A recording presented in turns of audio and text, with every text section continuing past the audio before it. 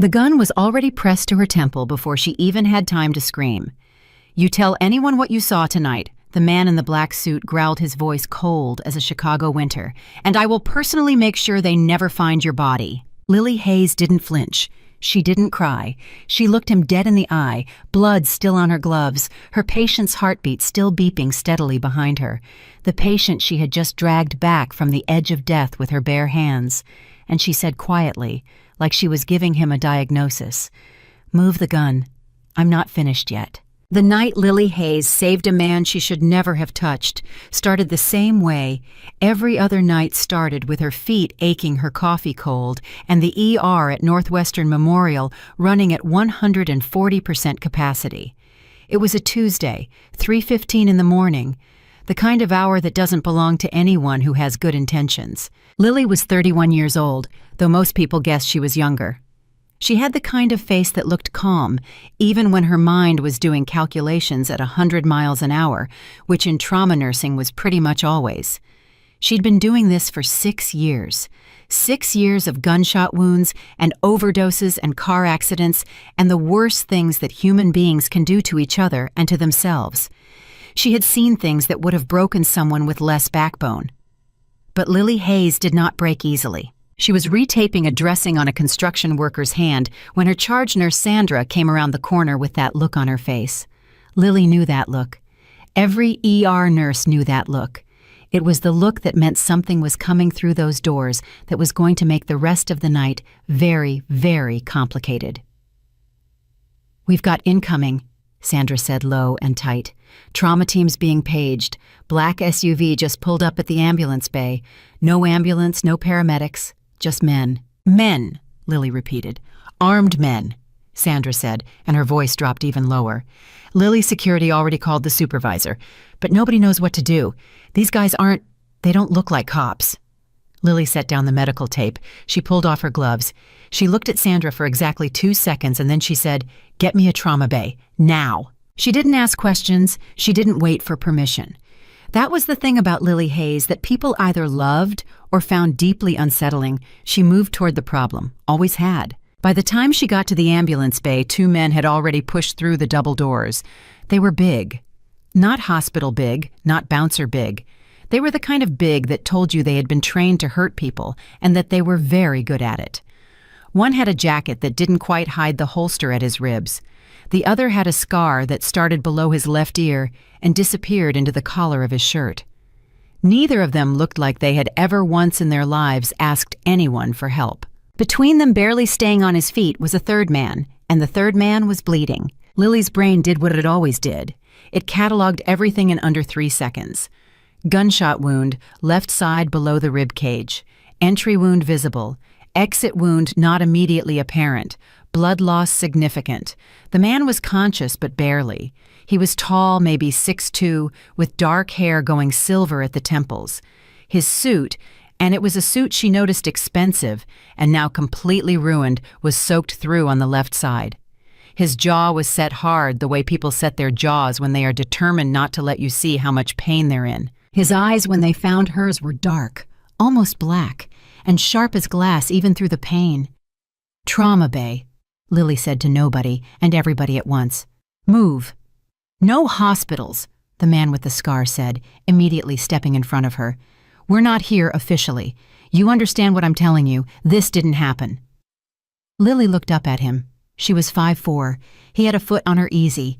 She did not take one single step backward. "Your guy has a bullet in him," she said.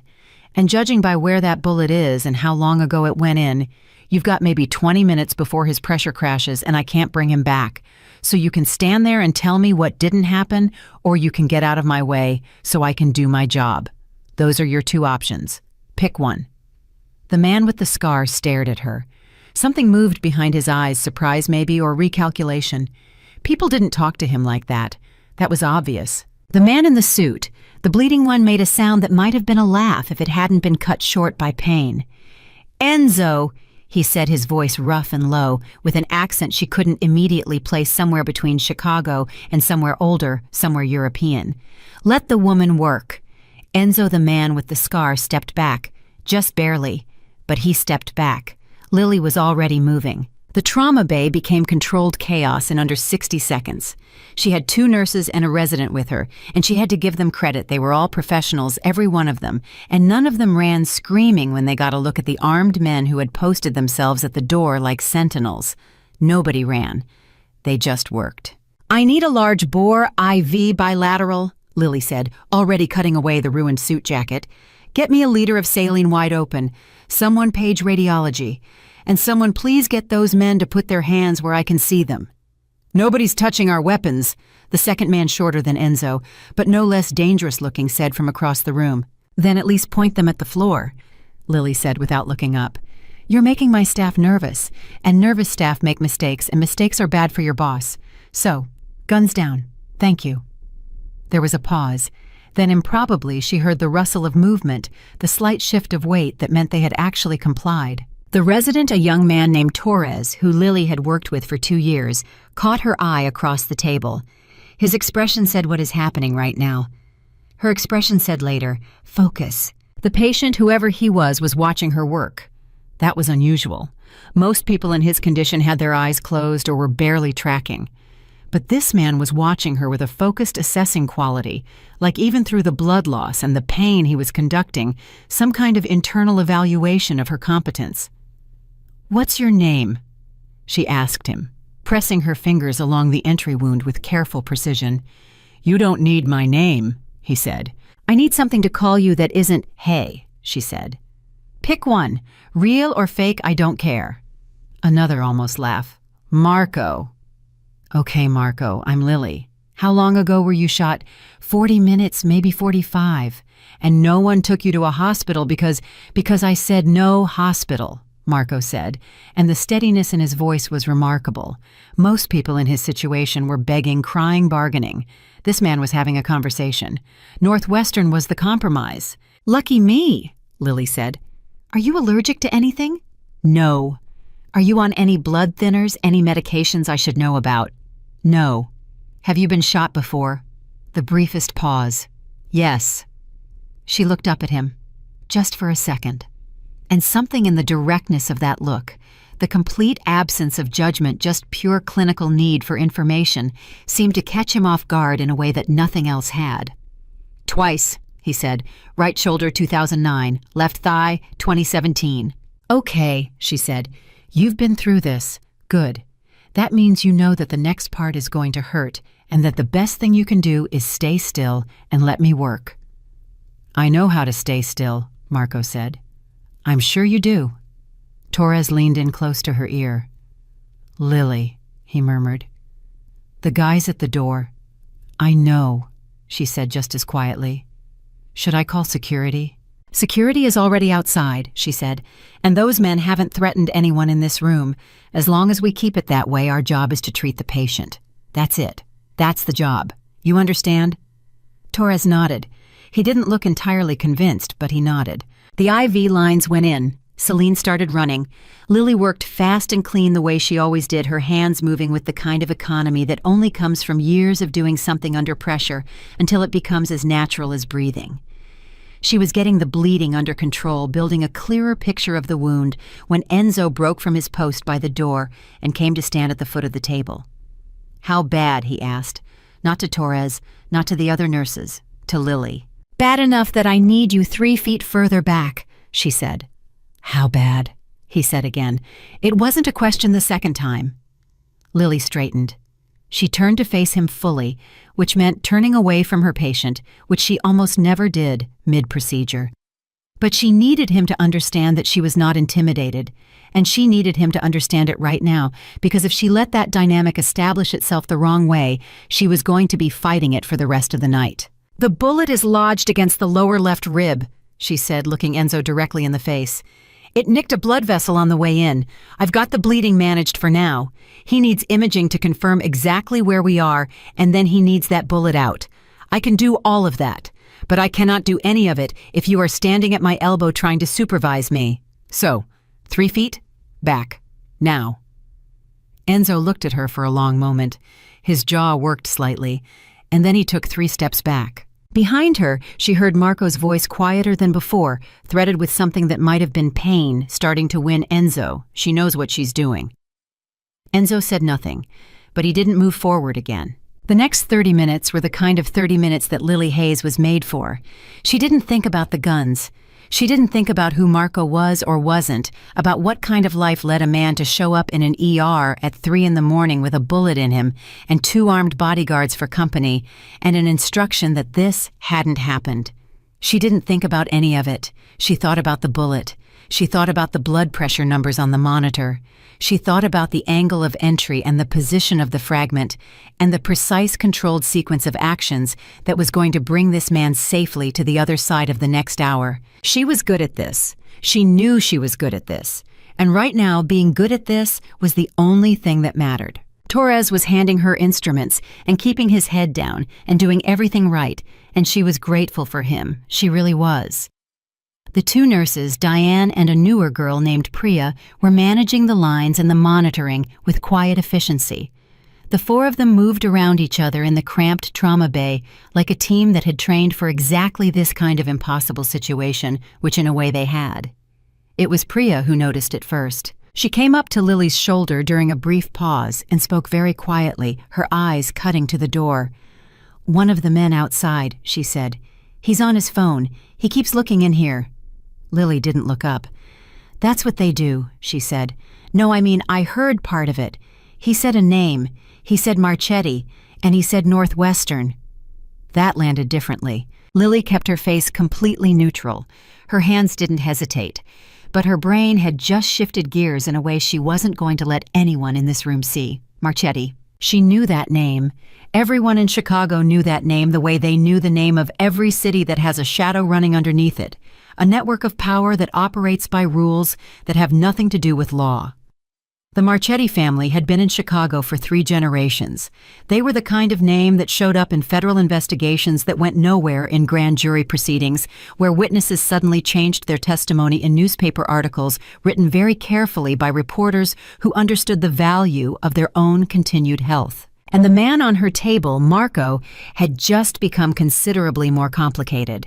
She finished sealing the vessel. She confirmed position on the portable imaging. She prepared for extraction. And she didn't say a word. Because here was the thing about Lily Hayes that most people never figured out until it was too late. She was exceptionally good at knowing when to keep her mouth shut. The bullet came out clean. It was a small thing misshapen from impact, and it made a small sound when she dropped it in the steel tray, and for a second, the whole room seemed to hold its breath around that sound. Then the monitor beeped steady and even, and Torres let out a slow exhale he'd probably been holding for 10 minutes, and Priya made a small sound of relief, and Lily pressed a clean dressing over the wound with careful, even pressure and said, "We're through." "He's stable," Enzo's voice came from behind her. "He's stable," she said. "For now, he needs rest, he needs antibiotics, and he needs a follow-up with a surgeon in the next 24 hours. I'm going to write down exactly what was done tonight and exactly what needs to happen next, and you're going to make sure he gets it." "We'll handle his care," Enzo said. "I'm sure you will," Lily said, "but you're taking my instructions with you. And if whoever treats him next doesn't follow them, whatever happens after that is on your conscience, not mine." Enzo almost smiled. It was not a pleasant expression. "You have a lot of nerve, nurse." "Occupational requirement," she said. She was writing the post-procedure notes her back to the table when she heard Marco's voice behind her. It was stronger now, still rough with pain, but more present, more controlled. "Come here," he said. She turned. He was looking at her. That same assessing look from before, but there was something different in it now. Something she couldn't immediately categorize. She walked to the side of the table. He studied her face for a long moment. "How old are you?" he asked. "Old enough," she said. "You weren't afraid," he said. It wasn't quite a question. "I was working," she said. "There's no room for afraid when you're working." "Most people are afraid of my men," he said. "Your men didn't have a bullet in them," she said. "You did. You were the one I was worried about." Something shifted in his expression. It was subtle, a slight easing around the eyes, a fraction of tension released from the jaw, but she caught it. "What's your last name?" he asked. And there it was, the question she had been hoping he wouldn't ask, not because she was afraid of him knowing it. The hospital records would have her name on them regardless, but because the asking of it meant something. It meant she had registered. It meant she had moved from the category of anonymous service provider into something else, something with an edge to it that she couldn't quite name. She told him, because lying wasn't going to help anyone, and because her name was going to be on every document in this room. "Lily Hayes," she said. He repeated it, quietly, once, like he was filing it somewhere. "You did good work tonight," he said. "I pay my debts." "You don't owe me anything," she said. "This is what I do. I pay my debts," he said again, and the way he said it the second time made it clear that this was not an offer. It was a statement of fact, a declaration of intent. Something had been set in motion between them in this room, something that she was only beginning to understand the shape of, and it was not going to be undone by her politely declining. She held his gaze for another moment. Then she said, "Get some rest. You lost a lot of blood." She turned back to her notes. Behind her, she heard Enzo begin organizing the departure, heard the quiet, efficient sounds of people who knew how to move quickly and leave nothing behind. She heard Marco shift on the table, heard his sharp intake of breath as he was helped to sit upright. She didn't turn around. She kept writing. It was only when the sounds had moved out into the hallway, when the trauma bay was suddenly quiet, in a way that felt almost eerie after the last 35 minutes, that Torres came to stand beside her. "Well," he said quietly. "Yeah," she said. "Are you okay?" She clicked her pen. She looked at what she'd written. Her handwriting was as steady as it always was. "Go check on the guy in Bay 4, she said. "His potassium was low an hour ago. Let's see where he is." Torres looked at her for a second longer than necessary. Then he went. Lily stood alone in the trauma bay for exactly 15 seconds. She looked at the steel tray. The small, misshapen piece of metal that had nearly ended a man's life sat there dull and ordinary, already going cold. She thought about the name, Marchetti. She thought about the way Marco had said, "I pay my debts," like it was a warning and a promise in equal measure. She thought about the look on his face when she'd told him she wasn't afraid. And then Sandra's voice came over the intercom, sharp and immediate. "Hayes, Bay 7, now! We've got a multi-vehicle on the 90. And Lily Hayes squared her shoulders, picked up her pen, and walked back out into the controlled chaos that was her life. She didn't know yet what she had set in motion. She didn't know that 6 hours from now in a room, she would never be allowed to see a man named Marco Marchetti lying in a bed with fresh stitches in his side and an IV in his arm, was going to say to the man at his bedside, his voice quiet and absolutely certain, "Find out everything there is to know about Lily Hayes." She didn't know any of that yet. All she knew was Bay 7, multi-vehicle on the 90. The multi-vehicle on the 90 turned out to be 4 cars and a semi, and by the time Lily finally peeled off her third pair of gloves that night, the sky outside the narrow windows of the break room had gone from black to the particular shade of gray-purple that meant morning was coming, whether anyone was ready for it or not. She sat down with a cup of coffee that was already lukewarm and stared at the wall and let her mind go quiet for exactly 4 minutes. That was all she allowed herself. 4 minutes. Then she stood up, rinsed the cup, and went back to work. She did not think about Marco Marchetti. She thought about him constantly, not in the way she would have thought about a patient she was worried about, not clinically, not with the professional part of her brain that tracked vitals and timelines and follow-up protocols.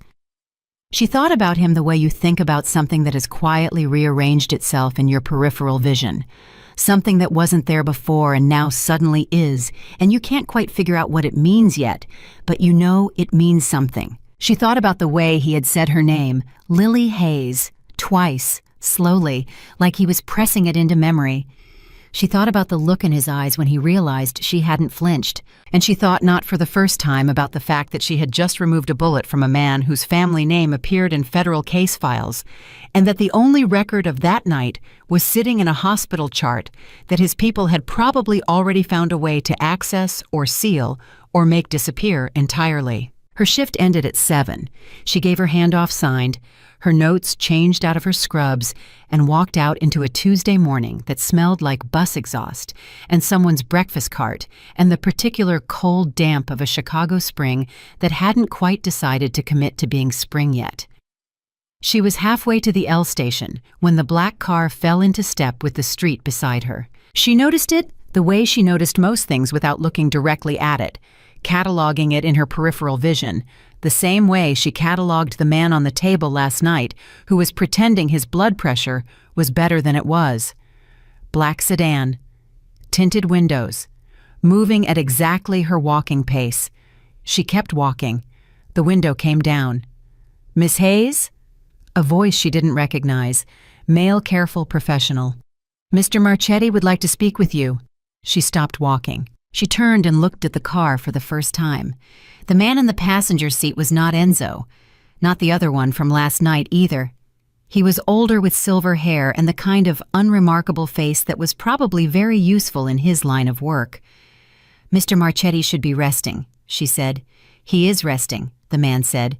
"He would like you to come and see how well he's resting." "That's not how this works," Lily said. "He's a patient. If he has medical concerns, he can call the hospital and request a follow-up." "Miss Hayes." The man's tone didn't change.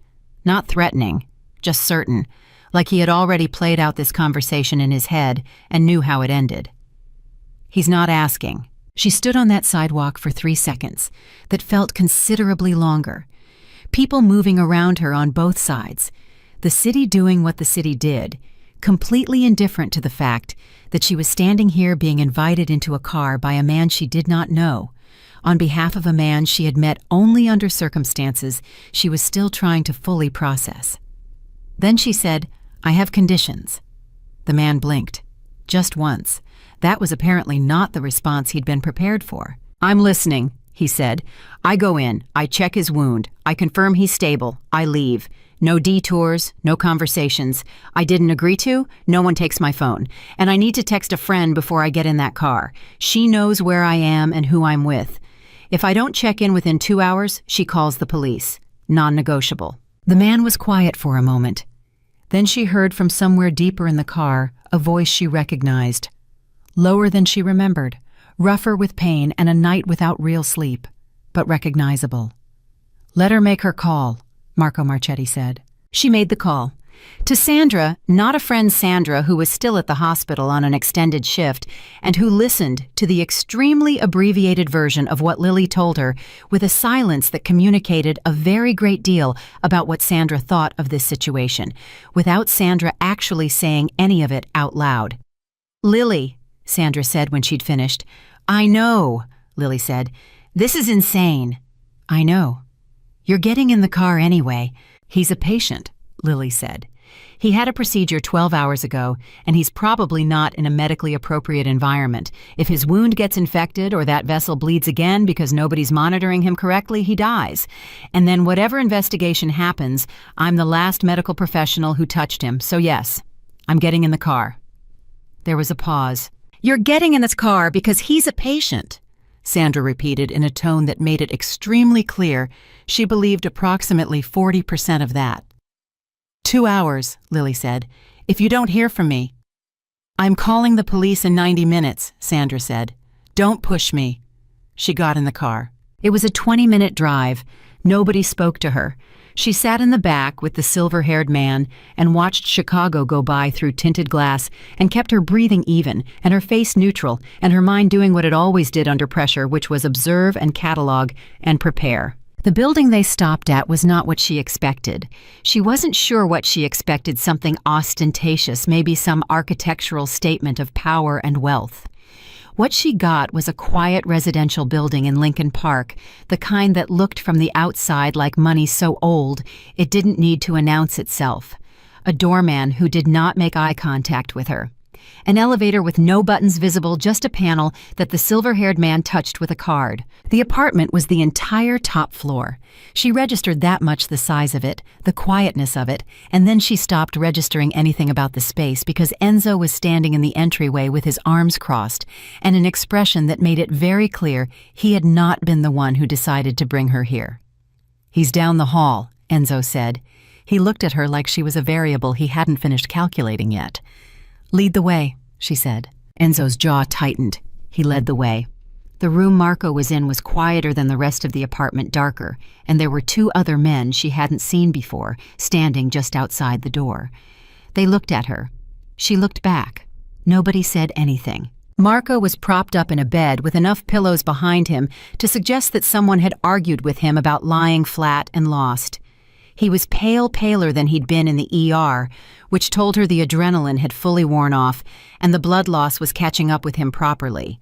He had an IV line in his arm, which meant someone competent had been here, which was something. His shirt was open and the dressing on his left side was visible white against his skin. His eyes found her the moment she walked in, same as before, direct, assessing. That quality of attention that made her feel in a way she couldn't entirely explain, like she was the only person in the room. "You came," he said. "I came to check your wound," she said, moving to his side and setting down the bag she'd brought. "Hold still." She examined the dressing. Clean, no bleeding through, which was good. She checked the edges, pressed gently at the surrounding tissue to check for swelling or heat. Asked him a series of clinical questions about pain level and sensation that he answered with a directness she appreciated. No performance, no minimizing. Just honest answers, which told her he was either genuinely practical or smart enough to understand that lying to his doctor was not in his best interest. "Whoever put this dressing on did a decent job," she said. "I told them what you told me," he said. She looked up at that.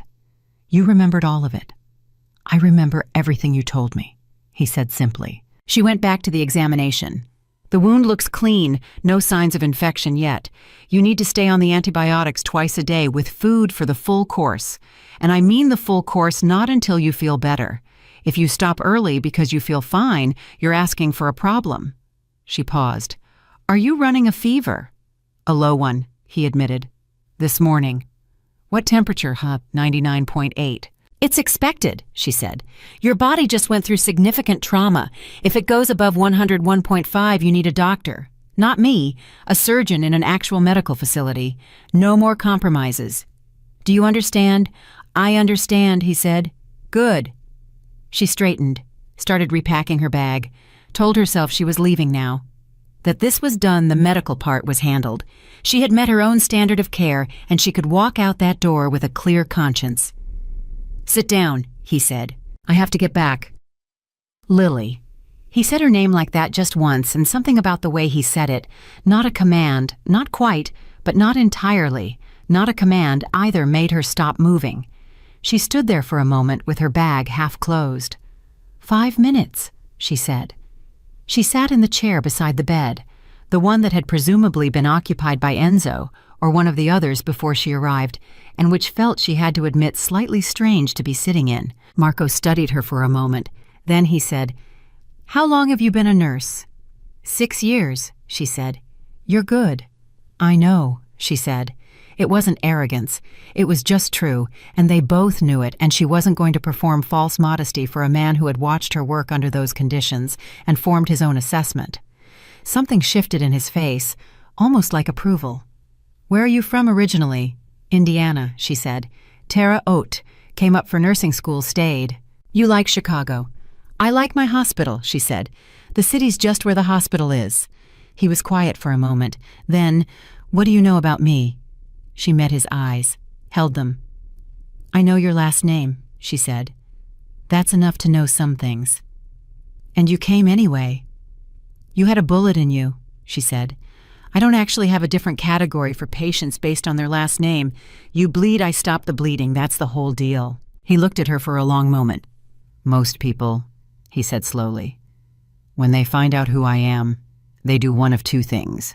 They get very afraid, or they get very interested." He paused on the word in a way that gave it a particular weight. "You didn't do either." "I got very focused on stopping the hemorrhage," she said. "No, even after. You're not afraid of me now sitting here. And you're not—" He paused again, and she had the sense he was choosing his words with unusual care. "You're not looking at me the way people look at power. You're just looking at me." She thought about that for a second. "You're a patient," she said. "You're pale. You've got a low fever. And if you don't sleep 12 hours in the next 2 days, you're going to set your own recovery back by a week. That's what I see when I look at you. A man who needs to rest." He leaned his head back against the pillows. Something in him eased slightly, the way tension releases when something you were braced for doesn't come. "No one talks to me like this," he said. "Not like a complaint. almost like he was noting something surprising in the world. "Get some different people around you," she said. He almost smiled. She was starting to be able to tell when it was coming, a particular slight change in the line of his mouth, the way the corners of his eyes shifted.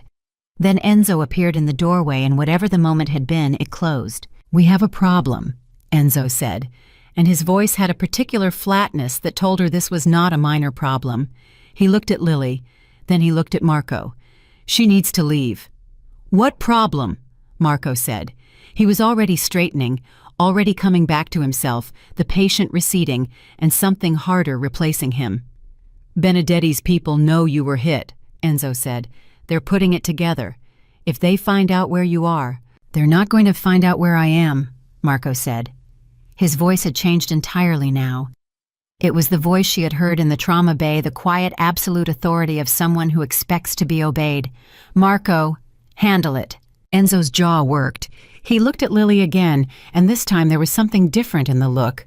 Not hostile. Something more like concern, and concern from Enzo. She was starting to understand.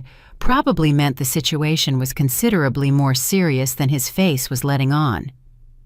"Miss Hayes," Enzo said, "I'm going to ask you to come with me." "I was just leaving," she said, standing. "Not out the front," Enzo said. "There's a service exit. It's—" "Enzo." Marco's voice cut across the room. "Tell me exactly what you know."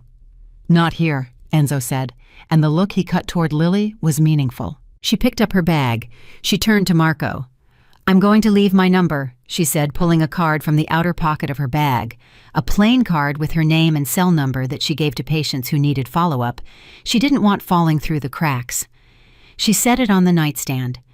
"If the fever goes up, if the wound shows any signs of opening, if you feel anything unusual in your chest or back, call."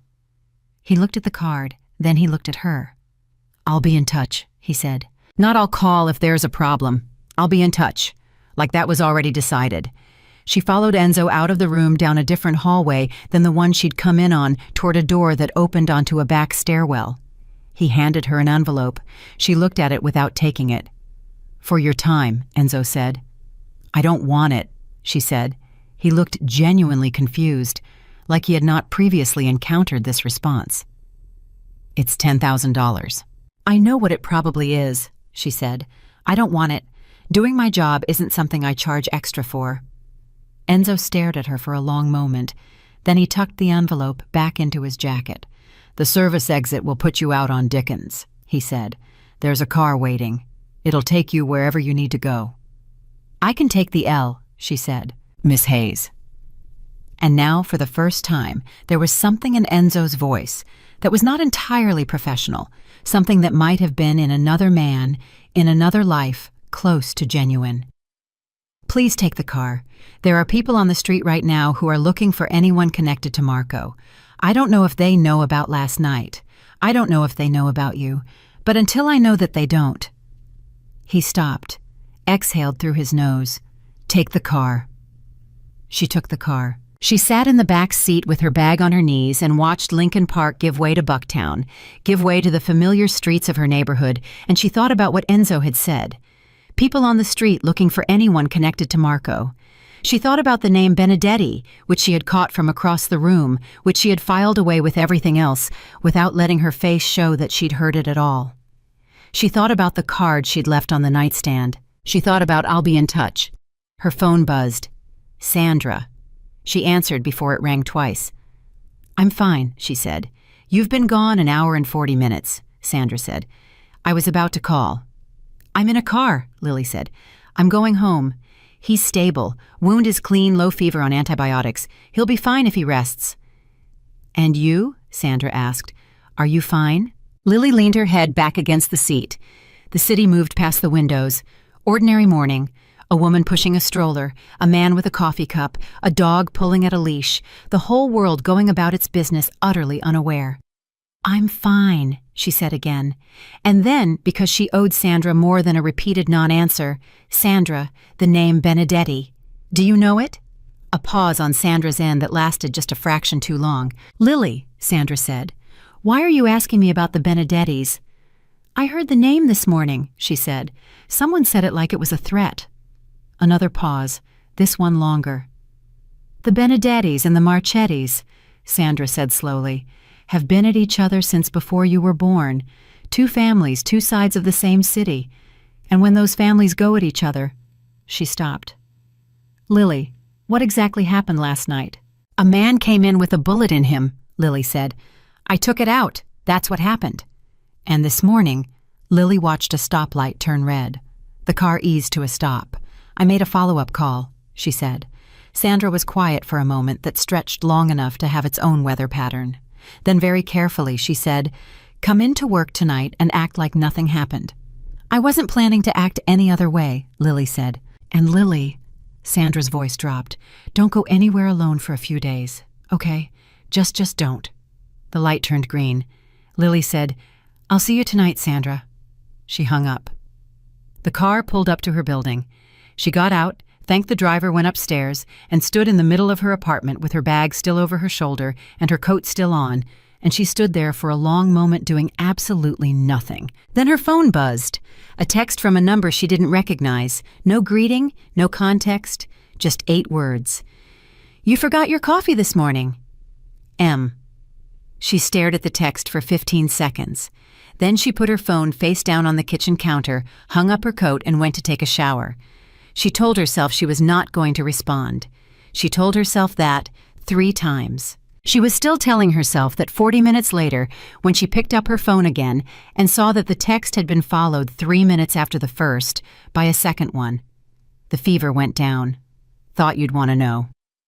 She sat on the edge of her bed with the phone in her hands, and she thought about Enzo's face when he'd said, "There are people on the street right now." She thought about Sandra's voice when she'd said, "Don't go anywhere alone." She thought about the fact that she had pulled a bullet out of a man whose enemies were apparently already mobilizing, and that she had left her phone number on his nightstand, and that he had used it not to report a medical emergency, but to tell her the fever went down. She thought about how, despite everything she knew, and everything she suspected, and everything that every sensible instinct she had was currently telling her, there was a warmth somewhere in her chest that she did not entirely want to examine. She typed back 2 words. "Good. Rest." She put the phone down. 20 seconds later, it buzzed again. She picked it up. "There's something I need to tell you," the text said. "About last night. It's not what you think." She looked at those words for a long time. And before she could answer, before she could decide what she thought or what she wanted or what the right thing was, her phone rang. Not the text from the unknown number, her regular ringtone. A contact she recognized immediately, one she was not expecting. She answered. "Miss Hayes." The voice was official, measured. The voice of someone who had been trained to give people bad news in a way that kept them calm. "This is Special Agent Dana Reeves, FBI Organized Crime Division. We'd like to talk to you about what happened at Northwestern Memorial last night." The room was very quiet. Lily Hayes sat on the edge of her bed phone pressed to her ear and thought about how a night that had started with a man with a bullet in him had in the space of less than 12 hours become something that she did not yet have a name for. "How did you get this number?" she asked. "We've been watching the Marchetti family for 2 years, Miss Hayes," Agent Reeves said. "We know about last night, and we need to know what you know." Lily closed her eyes, breathed in, breathed out. "I'm a nurse," she said carefully. "Anything that happens between me and a patient is protected." "Not when it involves organized crime," Reeves said. "Miss Hayes, you're not in trouble. But the man you treated last night is at the center of an investigation that goes considerably deeper than one gunshot wound. And right now, whether you want to be or not," she paused, "you're in the middle of it." She lay down because her body had been awake for going on 26 hours, and her back was telling her about it in no uncertain terms. But sleep was not something that came. She stared at the ceiling of her apartment and ran the conversation with Agent Reeves through her mind, the same way she ran a differential diagnosis, looking for inconsistencies, looking for the thing that didn't fit the detail that changed the shape of everything else. Reeves had wanted to meet. That day. Lily had said no, not a flat refusal. She wasn't stupid, you didn't flatly refuse the FBI. But she had said she needed time. She had worked a 12-hour shift. She was not in a condition to have a productive conversation with anyone. Reeves had accepted that, with the particular patience of someone who knew they had leverage and wasn't in a hurry to use it all at once. They agreed on the following morning. A coffee shop on Michigan Avenue, 8 o'clock. "Don't discuss this with anyone," Reeves had said before hanging up, "including the patient." Lily had said she understood. She had not said she agreed. She picked up her phone and looked at Marco's last text. "There's something I need to tell you. It's not what you think." She had not responded to that one. She had let the FBI call swallow it, let the subsequent hour of staring at her ceiling swallow it further.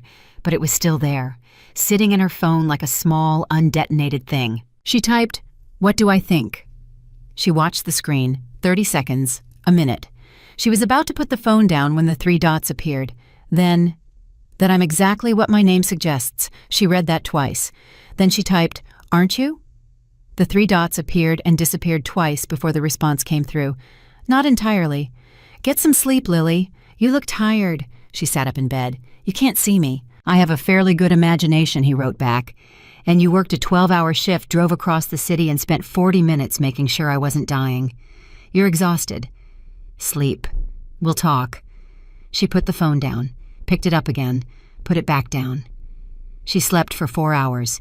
She dreamed about nothing she could remember when she woke up. It was dark again by the time she got to the hospital. Tuesday to Wednesday, the city turning over in its sleep, the ER as busy as it always was, and absolutely nobody on staff asking her anything she didn't want to answer, because this was the ER, and nobody had time for anything that wasn't immediately in front of them. Sandra caught her eye once across the nurses' station and gave her a look that said they would be talking about all of this at some point, and that Lily should brace herself, but she didn't push. Not yet. Sandra had been a nurse for 23 years, and she understood timing. The shift passed. The way. Shifts passed. One crisis at a time, one patient at a time. The relentless present tense of emergency medicine. That was... She had always thought the thing she loved most about this work. You could not be anywhere but here. The past didn't matter. The future was just the next patient. There was only what was in front of you, only what could be done with the tools in your hands at this exact moment. It was the cleanest way she knew to live. At 2 a.m, during a brief lull that neither of them trusted to last, Sandra appeared beside her with 2 cups of coffee and an expression that meant she was done waiting. "Tell me," Sandra said, handing over the coffee. Lily took it. She looked into the middle distance for a moment. Then she told Sandra enough, not everything, not the texts, not Reeves, but enough. The apartment, Enzo, the envelope she'd refused, the way Marco had said her name. Sandra listened without interrupting, which was unusual for Sandra. When Lily finished, Sandra held her coffee cup in both hands and was quiet for a moment. "He texted you," Sandra said. "I didn't say that." "You didn't have to." Sandra looked at her. "Lily, these are not people you get casually involved with. You understand that, right? This isn't a complicated patient case you can close the chart on and move to the next one." "I know that," Lily said. "Do you?" Sandra said. "Because the way you're talking about him..." "I'm not talking about him any particular way," Lily said. "I'm reporting clinical facts." "You said he remembered everything you told him in the trauma bay," Sandra said. "That's not a clinical fact. That's a woman noticing that a man paid attention to her." The silence that followed that statement was long enough to be uncomfortable. "Sandra," Lily said. "I'm just saying what I see," Sandra said. "I've known you 6 years. I've watched you date exactly 2 men in that time, and both of them gave up because you cared more about your patients than you cared about being with them. And now you are sitting here at 2 a.m. talking about a man you met less than 48 hours ago and telling me it's just clinical, and I am telling you that I don't believe you." Lily looked at her coffee. "He's dangerous," she said. "Yes," Sandra said, "he absolutely is. His enemies are apparently already looking for people connected to him." "Yes. And the FBI called me this morning." Sandra's hand froze around her coffee cup. "The FBI," she said, flat, like she was confirming a test result she had not expected. "Organized Crime Division," Lily said. "I have a meeting tomorrow morning." "Lily." Sandra's voice had changed entirely. The warmth was still there, but underneath it now was something harder, something urgent. You have to be very careful. Not careful like look both ways before you cross the street. Careful like Lily these investigations when they go sideways, people get hurt. Witnesses get hurt. People who weren't even witnesses get hurt just for being in the wrong room. I know, Lily said. You need a lawyer. I haven't done anything. I know you haven't, Sandra said. That's not why you need a lawyer. You need one because you're about to sit across a table from someone who does this for a living, and you're going to be doing it alone, and that is— I'll be fine, Lily said. Sandra made a sound that expressed economically and without profanity everything she thought about that statement. The pager went off. Bay 3. The lull was over. Lily stood. I'll be fine, she said again, and she walked away before Sandra could tell her one more time that she probably wouldn't be. She wasn't fine. She was functioning, which was different, and she knew the difference, and she chose functioning because it was what was available. She moved through the rest of the shift with her usual precision, her usual steadiness, the professional surface perfectly intact. And underneath it the whole time she was turning over what she knew and what she didn't, and what she was going to say to Agent Reeves in 6 hours. At 4:30 in the morning, her phone buzzed with a text. She looked at it at the break room alone, her coat over the back of the chair. It was from Marco's number. 3 words. They found me. She was on her feet before she had made a conscious decision to stand up. Her hand was already calling him back, the phone already pressed to her ear, and it rang once, twice, and then his voice came through low and strained in a way she had not yet heard from him. Lily? How bad? She said immediately, no greeting, no preamble, pure clinical. Not the wound is— She heard his breath catch. It's not the wound. We had to move. We're somewhere else now. But when we moved— Another tight pause. I think I pulled something. There's bleeding. How much bleeding? Through the dressing. How much? She said again, sharper. Quarter size. Maybe bigger now. Her mind was already moving. The vessel she had repaired was a small one, but a small vessel under physical stress. The movement probably of being evacuated from the Lincoln Park apartment in a hurry could reopen.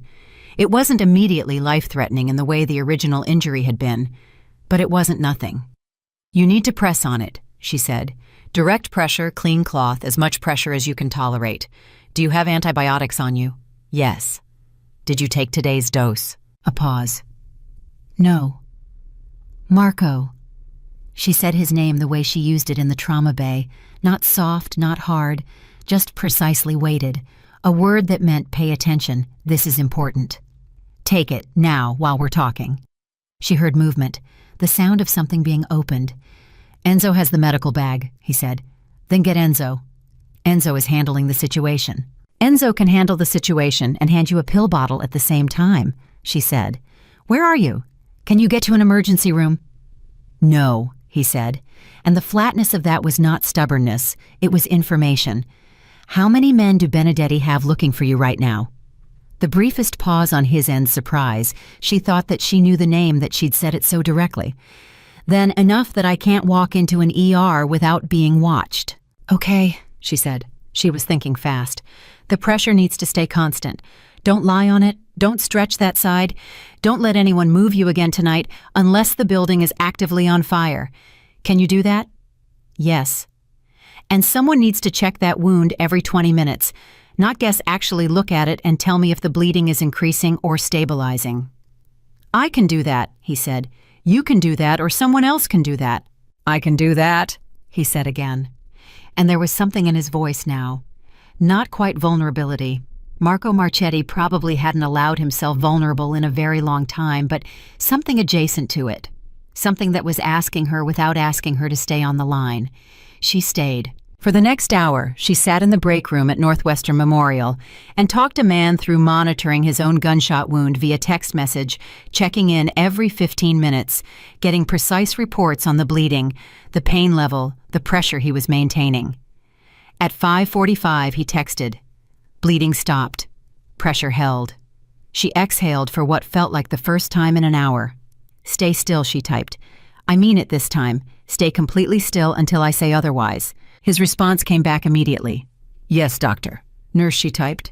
Yes, nurse. And then half a minute later, thank you. She looked at those 2 words for a moment. Then she put her phone in her pocket and went back to work.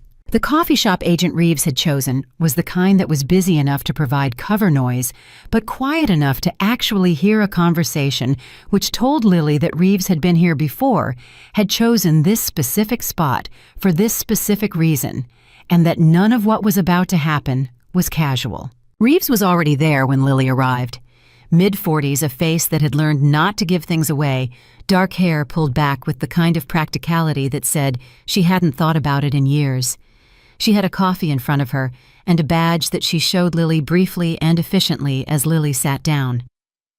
"Thank you for coming," Reeves said. "Did I have a choice?" Lily said. Reeves almost smiled. "You have more choices than you might think," she said. "That's actually what I want to talk to you about." Lily ordered coffee. Black. She waited. "Marco Marchetti," Reeves said without preamble, because she was apparently the kind of person who respected getting to the point. 53 years old, 3rd-generation organized crime. He took over the family operation 11 years ago from his father, who took it from his grandfather. The Marchettis control a significant portion of Chicago's port logistics, 3 unions and a real estate portfolio that we believe is being used to move money for at least 2 other families along the eastern seaboard. She paused. "You know some version of this already." "I know the name," Lily said. "Same as anyone in Chicago." "What happened at the hospital 2 nights ago," Reeves said, "may have been the break we've been waiting for." Lily was careful to keep her face exactly as it was. "I don't see how," she said. "A man came in with a wound. I treated it. He left." "He was shot," Reeves said, "by Dominic Benedetti's people, which means the Marchettis and the Benedettis have gone from a Cold War to a shooting war, and when that happens, things shake loose. People make mistakes. Records get messy." She leaned forward slightly. "Miss Hayes, we are not asking you to spy on anyone. We're not asking you to do anything that would compromise your ethics or your license. We need to know one thing." "What thing?" Lily said. "When you treated him, did he say anything? Did you see anything? Documents, phones, anything at all that might give us a location and operation? Any information about what the Marchettis are moving right now and through which channels?" Lily looked at Reeves steadily. She thought about the things she had seen and heard in the past 48 hours. She thought about Marco's voice at 4:30 in the morning, tight with pain, asking for her help. She thought about, "I pay my debts, and it's not what you think," and 2 words on a screen that said "thank you" at 5:45 in the morning. "No," she said. "I saw a man with a bullet in him. I removed the bullet. We did not discuss his business operations." Reeves studied her. Long and careful, the kind of look designed to find the gap between what someone said and what they meant. "Miss Hayes," she said, "I want to tell you something, and I want you to hear it clearly." "Go ahead," Lily said. "Marco Marchetti is not a good man." Reeves said it without edge, without drama. Just a statement of fact delivered at normal volume. "I know that people who spend time around him often come away with a different impression. He is educated. He is charming in a particular way. He is by most accounts better than what came before him, more contained, more disciplined, less violent than his father. But the organization he runs destroys lives. The money it moves is built on people who don't have choices, and the war he is currently fighting with the Benedetti family is going to put civilians in danger. It already has." She paused. "It already has, Miss Hayes." "What does that mean?" Lily said. "It means that the shooting that brought him to your ER was not the only shooting that night," Reeves said. "There was a second one. A delivery driver. Wrong place, wrong time. He's at Rush right now. He may not walk again." The coffee cup was warm in Lily's hands. She held it and didn't say anything. "The war between these 2 families," Reeves said, "will continue as long as both of them are operational.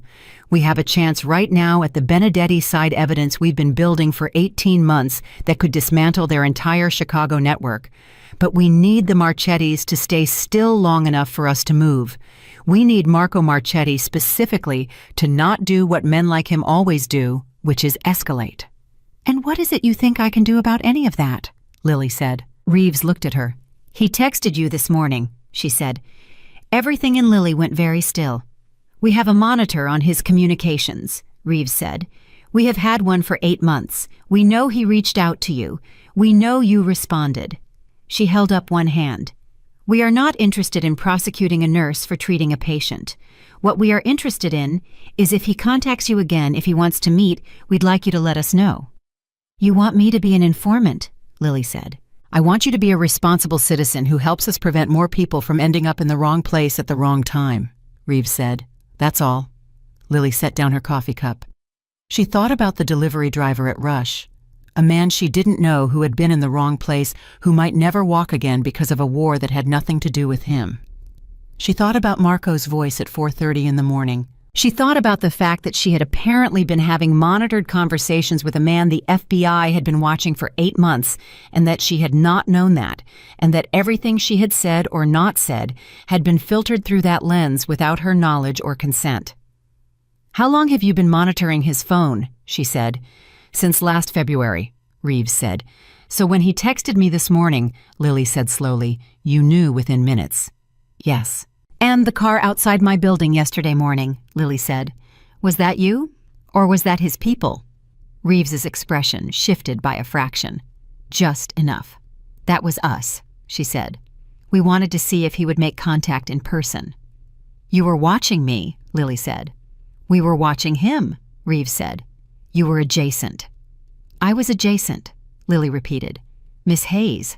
"I was adjacent," Lily said again, and her voice was perfectly level, the same voice she used in the trauma bay when she needed someone to understand exactly how serious she was. "You watched me get into a car. You watched me go to his apartment. You watched all of it. And you waited until I'd been awake for 24 hours to call me, and you chose your location and your timing very deliberately, and now you are sitting here telling me that you just need me to be a responsible citizen." She paused. "I understand what you're asking. I want you to understand something in return." Reeves was very still now, listening. "I am a nurse," Lily said. "What exists between me and any patient is protected by law and by ethics that I take more seriously than I take most things in this world. If you want to subpoena my records, you can try. If you want to put me on a witness stand, you can try. But I will not be used as a tool against someone who came to me for medical care. That is not a negotiation. That is just who I am." Reeves looked at her for a long moment. Then she said carefully, "And if he's not just a patient anymore?" The question landed quietly, like something small set down on a table between them, waiting to be acknowledged.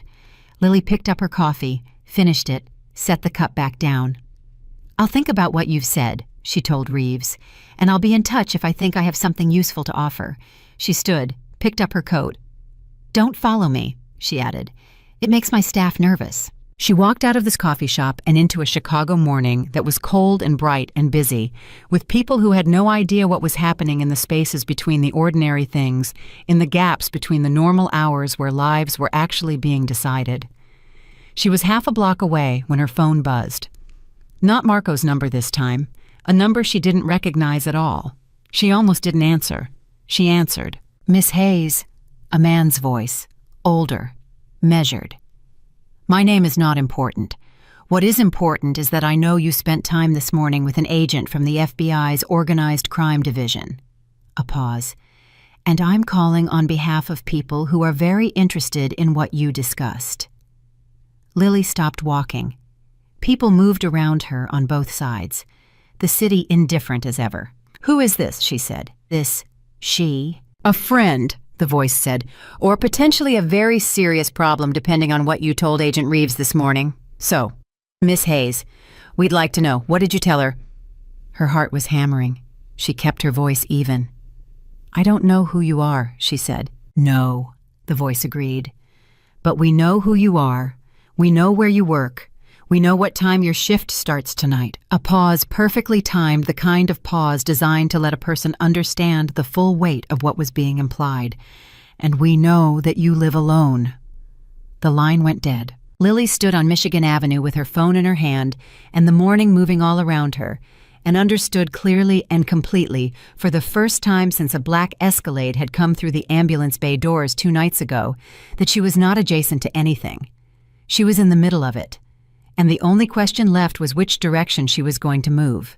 He picked up on the second ring, which told her he had been waiting for her to call, which told her more than she wanted to think about right now. "Someone just called me," she said, no greeting cutting straight through. "A man. He knew I was with the FBI this morning. He knew where I work, what time my shift starts, that I live alone. He wanted to know what I told Reeves." The silence on Marco's end lasted exactly 4 seconds. She counted. "Read me the number," he said. She read it. She heard him repeat it to someone in the background. Enzo, she thought, the particular low register of Enzo's acknowledgement just audible beneath Marco's voice. "Where are you right now?" Marco said. "Michigan Avenue, half a block from the coffee shop." "Don't go home," he said immediately. "Marco." "Lily." And the way he said her name this time was different from any of the other times, stripped of everything except urgency. "I need you to listen to me. The number you just gave me belongs to a man named Caruso. He works for the Benedettis. If he called you, it means they have been watching Reeves, which means they know about the investigation, which means—" He stopped, recalibrated. "It means this is bigger than I thought it was, and it means you being on that call was something they were not expecting, and unexpected things make men like Caruso dangerous." "He threatened me," she said. Her voice was steady. She was proud of how steady it was. Indirectly, but clearly. "I know." His voice was controlled in that particular way she was starting to recognize the way it got when he was managing something internally that he was not going to let reach the surface. "I am sorry. That should not have happened. That will not happen again." "How are you going to stop it from happening?" she said. "You can barely move." "Let me worry about that. I'm the one who just got threatened, so I think I get to worry about it too," she said. "Marco, tell me what's actually happening. Not the version you give Enzo, not the version designed to manage my reaction. Tell me what is actually going on." A pause. Longer this time.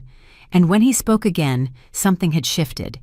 The managed quality was still there. She didn't think that ever fully left him, but underneath it was something more honest, more tired. "Benedetti wants me dead," he said. "That's not new. He has wanted me dead for 3 years. What changed 2 weeks ago is that he found out something about my operation that he should not have been able to find out. Something specific, something internal." Another pause. "Someone inside my organization told him where I was going to be the night I was shot." "Someone betrayed you," she said. "Yes. And you don't know who." "Not yet." She processed that. Standing on a Chicago sidewalk with the city moving all around her, processing the information that the man she had pulled a bullet out of 3 nights ago was conducting an internal investigation into his own organization while simultaneously recovering from a gunshot wound and evading the rival family that had put it there, and that she had somehow become a visible enough figure in all of this that a man named Caruso thought it was worth calling her at 8:40 in the morning to find out what she'd said to the FBI. "Why did you text me this morning?" she said. "The first text, the one about the coffee, before anything else happened." A silence. Then quietly, "Because I wanted to." She closed her eyes for a second. Just 1 second. Then she opened them and kept walking. "I need to go to work tonight," she said. "I have a shift." "I know," he said. "I'll have someone outside." "You'll have someone outside my hospital," she repeated. "Yes." "That's—" She stopped. "That's either the most alarming thing you've said to me or the most reassuring. I haven't decided which." "It's both," he said. "Usually is with me." She almost laughed. Caught it. "Marco, what aren't you telling me?" The pause that followed was the longest yet. She heard him breathe. Once. Carefully. "The man who betrayed me," he said slowly. "I have a suspicion. I'm not certain yet. But if I'm right—" Another pause. "It changes the nature of what Benedetti is actually trying to do here. It's not just about me. There's something else he wants, something that has to do with the federal investigation." "He's trying to shape the investigation," she said. It wasn't a question. It was a connection made landing solid. "He wants the FBI focused on me," Marco said. "Entirely on me. He wants them looking at Marchetti while Benedetti moves something through the city that cannot afford any federal attention." If I am the story, if there's an active war, if I'm wounded, if my people are scrambling, no one is watching what's moving through the South Side ports." Lily stood at a crosswalk and let that settle. "And Reeves," she said. "Does she know she's being directed?" "I don't think so," Marco said. "I think she is a good agent who is following legitimate evidence that has been very carefully arranged for her to find." "And the delivery driver," Lily said. "The man who got shot that same night you did. He's at Rush. He might not walk again." The quality of Marco's silence changed. "I read about him," he said, and his voice was different now, lower. "He was not a target. That was Benedetti's people covering a route. Wrong place." He stopped. "I know what you're thinking." You're thinking that it doesn't matter who pulled the trigger because the whole system that made it possible is the same system I'm part of." She said nothing. Because he was right, and she wasn't going to pretend he wasn't. "You're not wrong," he said quietly. "I'm not going to argue with you about what I am, Lily. I told you from the beginning it's not what you think, but I didn't say it was nothing. I said not entirely." He paused. "What I'm asking you right now is not to choose a side. I'm asking you to stay safe, and to trust that the man who called you this morning is a more immediate threat than I am." The light changed. She crossed. "I need to call Reeves," she said. "Yes," he said. "You do. Tell her about Caruso's call. Tell her everything he said. But Lily—" He paused. "Don't tell her where I am." She walked for half a block before she answered that. "You're asking me to help you." "I'm asking you to let me stay alive long enough to fix what I started," he said. "That's all." "That's quite a lot," she said. "I know," he said. "I know it is." She stopped walking, stood still on the sidewalk with people streaming past her in both directions, and the city going about its ordinary Wednesday morning around her. She thought about Sandra saying, "These are not people you get casually involved with." She thought about Reeves saying he is not a good man. She thought about the delivery driver at Rush who might never walk again. She thought about 4:30 in the morning. "They found me," his voice tight and strained, asking her without asking her to stay. "I'm calling Reeves," she said, "and then I'm going home to sleep before my shift. And the person you put outside my building tonight had better stay invisible, because if my neighbors start asking questions, I will be very unhappy." "Invisible," he said. "You won't know he's there." "I already know he's going to be there," she said. "That's not the same as invisible." "Fair," he said. And she could hear it, the slight ease at the edges of the word, the version of a smile that his voice carried when his face wasn't available to show it. She hung up. She called Reeves. She reported the call from Caruso, every word, the number, the timing, the specific details he had cited.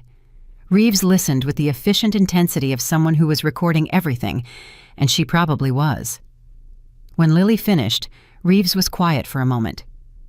"Caruso called you directly," Reeves said, and the subtext of that was clear. This was not what she expected. This was new information that had changed the shape of something in her mind. "Yes," Lily said. "Miss Hayes, how much did you and Marchetti discuss this morning?" And there it was, timed perfectly, almost casual, buried 3 layers deep in a reasonable follow-up question. Lily had been waiting for it. "He called to check on his wound," she said. "I'm his medical contact." "He called you twice this morning," Reeves said, "once at 4:34 and once at 6:07. "Yes," Lily said. "The first time because he was concerned the wound was reopening. I talked him through managing it. The second time was a follow-up to confirm the bleeding had stopped." A pause. "And you didn't think to notify us." "He called me about a medical issue," Lily said. "At 4:30 in the morning. No Agent Reeves. I didn't think to notify you. I thought to make sure my patient's stitches were holding." Another pause. Longer. The kind that meant Reeves was deciding something. "Stay available," Reeves finally said. "We may need you to come in for a formal statement about the Caruso call." "I'm working tonight," Lily said. 12-hour shift. I'm available before 6. "We'll be in touch," Reeves said and hung up. Lily put her phone in her pocket and walked home. She slept hard, the dreamless sleep of a body that had finally cashed the debt of 2 sleepless nights, and she woke at 4 in the afternoon to 3 texts from Sandra. one from an unknown number that she looked at for a long time before opening, and silence from Marco's number that felt in its own strange way like consideration, like he was giving her room. The unknown number text said only, "The flower shop on Damon, 5 p.m. Come alone. This is about your safety, not his. A friend." She stared at it. A friend. That was what Caruso had called himself too, right before he told her he knew she lived alone. The word had a particular hollowness to it when people used it to mean the opposite. She should not go. Every rational part of her brain, every instinct honed by 6 years of working the overnight shift in a Chicago trauma bay where she had learned to read a room in under 10 seconds, said she should not go. She texted the number back, "Who are you?" The response came in under a minute. "Someone who can tell you the truth about what happened the night Marco Marchetti was shot. The whole truth, not his version." She sat with that. Then she texted Marco. "Someone wants to meet me, a flower shop on Damon at 5, says they have the truth about the night you were shot." His response was immediate. "Don't go. Give me one reason that isn't just about protecting yourself." A longer pause. Then, "Because the only people who know the specific details of that night are my people and Benedetti's people. If someone is offering you the truth about it, they are one or the other. And either way, you walking in alone is not something I am willing to." He didn't finish the sentence. The next text came 5 seconds later. "Please don't go." She put her phone down, picked up her coat, put it back down, picked up her phone again. She went. The flower shop on Damon was real. She had walked past it 100 times, a small neighborhood place with buckets of carnations outside and a handwritten sign in the window. It was the kind of place so ordinary it was almost invisible, which was probably the point. The woman inside was not what she expected. 50s Italian-looking, with silver hair worn loose, and the kind of face that had been beautiful for a long time, and was now something better than beautiful. It was certain. It knew itself completely. She was looking at the carnations when Lily came in, and she turned without surprise, like she had heard the door and already knew who it was. "Lily Hayes," the woman said. "Yes," Lily said. "And you are?" "My name is Rosa," the woman said. "Rosa Marchetti, Marco's mother."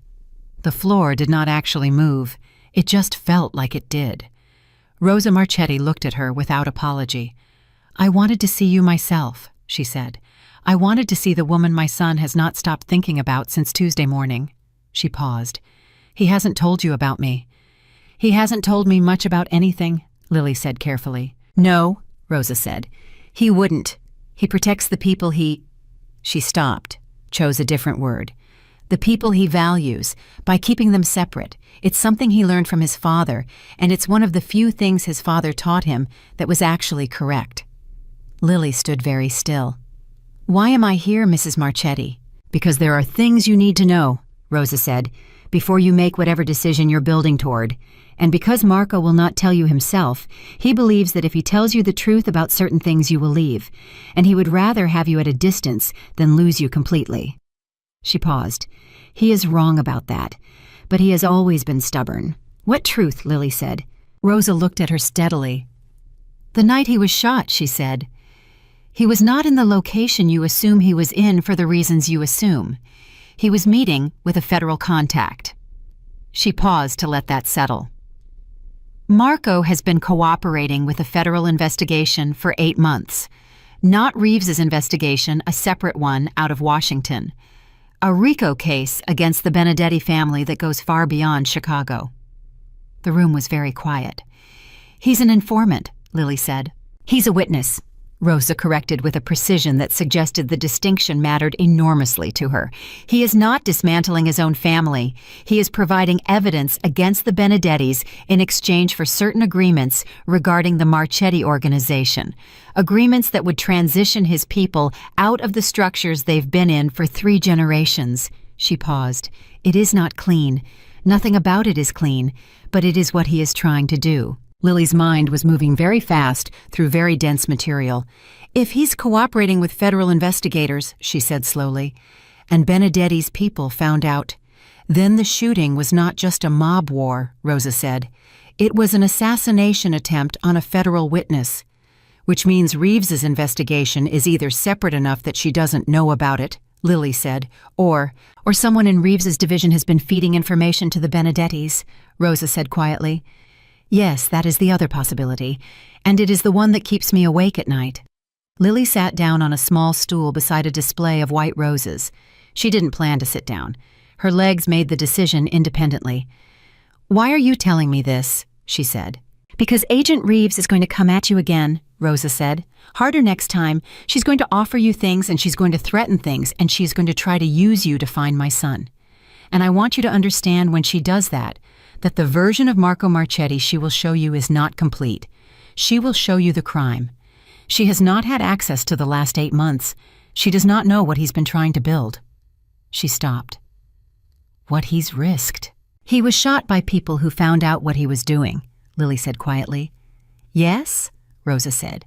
The traitor inside his organization, Lily said.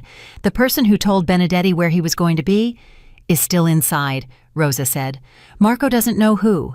He suspects someone, but he hasn't confirmed it. Her eyes held Lily's, which means every person he trusts right now is a potential source of the next attempt. Including Enzo, Lily said.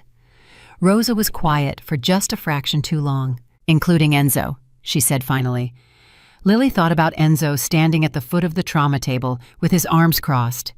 Enzo stepping back when Marco said, let her work. Enzo handling the departure, the envelope, the service exit. Enzo, who had been Marco's right hand for 11 years by the look of it, whose name Marco said the way you say the name of someone you have trusted so long, you've stopped noticing you're doing it. Does Marco suspect Enzo? She said. Marco refuses to believe it, Rosa said. That's different from not suspecting. She paused. A man who loves someone the way Marco loves Enzo like a brother since they were 19 years old. A man like that does not let himself suspect until the evidence is so complete it cannot be argued with. And is the evidence complete? Lily said. Rosa reached into the pocket of her coat and set something on the counter between them. A folded piece of paper. She did not push it toward Lily. She just set it there. 3 phone records, Rosa said. All from the same number. All made in the 72 hours before Marco was shot. All to a number that traces to a shell company with documented ties to the Benedetti financial network. She paused. That number belongs to Enzo's personal cell. Lily looked at the paper without touching it. Marco doesn't know, Rosa said. And I am asking you because you are someone he will listen to in a way he will not listen to me. I am asking you to help me figure out how to tell him before Enzo has a chance to finish what he started. The weight of that sat between them in the quiet flower shop, with its smell of greenery and cold water, and Lily Hayes, who had gotten into this because a man had needed a bullet removed, who had thought she understood the boundaries of what she was involved in, understood now that there were no boundaries. There had not been since the moment she looked at those dark eyes in the trauma bay and decided that the name on the chart didn't change what her hands needed to do. She picked up the paper. She unfolded it. She looked at what was on it. Phone records exactly as Rosa had said. Dates, times. A number repeated 3 times, each call 5 to 8 minutes long, the last one made 4 hours before Marco Marchetti was shot. She folded it again. She held it. If I help you tell him this, she said, and it's wrong if those records are wrong or misinterpreted or planted, then I am the person who told a man that his closest friend betrayed him, and I will have broken something that cannot be put back. Yes, Rosa said. That is the risk. And if the records are right, Lily said, and I don't help you tell him, then the next attempt may succeed, Rosa said simply. Lily stood up. She put the folded paper in her coat pocket. She thought about Marco's voice in the dark hours of Wednesday morning, tight and controlled and asking her in the space between words to stay on the line. She thought about, I'll be in touch. She thought about, please don't go the word please sitting in that text like something that didn't usually get out. I need to see him, she said. I know, Rosa said. I'll tell you where he is. Not because of this, Lily said, and she meant it, and Rosa looked at her steadily and seemed to understand that she meant it. Because he needs his wound checked. It's been almost 40 hours since he had a proper examination, and he was moving around in the middle of the night, and the dressing needs to be changed. Of course, Rosa said, and there was something in her voice that was not quite a smile, but was in the same territory. The tone of a woman who had lived long enough to recognize the exact moment when someone decided something, even when they were telling themselves they hadn't decided yet. Lily walked to the door, stopped, turned back. "Your son," she said, "the things he's trying to do, the agreements with Washington. Does he actually believe it'll work?" Rosa was quiet for a moment. Then she said, "He believes it's the only way to get out without destroying everyone he's responsible for. Whether it will work?" She stopped. "He's stubborn enough to make it work. He always has been." Lily walked out into the late afternoon. Her phone was buzzing before she hit the sidewalk. Marco's number. "You went," he said when she answered. Not angry. Something more complicated than angry. "Your mother is very persuasive," she said. A sharp silence. "She told you?" "Yes. All of it." "Enough," Lily said. "Marco, I need to come see you, and I need you to make sure Enzo is not in the room when I do." The silence that followed that sentence had a particular quality she had not heard from him before. It was the silence of a man receiving information his body understood before his mind was ready to. "Why?" he said. His voice was very careful. "Because I need to show you something," she said, "and I need you to be sitting down when I do." She heard him breathe. Once. The way she'd heard him breathe at 4:30 in the morning when the pain was winning and he was refusing to let it show. "Okay," he said finally. "Come." She walked to her car. She sat in it for a moment with the engine off and the paper folded in her pocket and the particular weight of knowing something that was about to change everything, pressing against her sternum like a second heartbeat. Then she started the engine and drove toward the man who had said, "I pay my debts in a trauma bay 3 nights ago," not knowing that the debt she was about to collect had nothing to do with money. Marco was in a different location than the Lincoln Park apartment.